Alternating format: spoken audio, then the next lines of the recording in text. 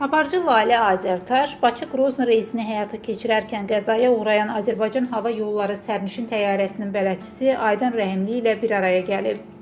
Aparıcı sosial şəbəkə hesabında onun haqqında fikirlərini bölüşüb. Efirdə bu ad daşıyan möcüzə bir xanımdan danışdım. Onun cəsarətinə heyran qaldım. Hətta sözün ən gözəl mənasında ona həsəd apardım. Çünki hər insan ağır bir təyyarə qəzasından sonra yenidən səmaya baxa bilməz. Aydan isə qorxusunu taleyinə çevirmədi. O yenidən mavi səmalara qalxacaq qədər güclü olmağı bacardı. London onun ilk səfəri, mənim isə Aydanın xidmət etdiyi təyyarəyə ilk uçuşum idi. Bu uçuş boyunca mən yalnız peşəkar bir bələdçi yox, içində böyük iradə daşıyan bir insan gördüm.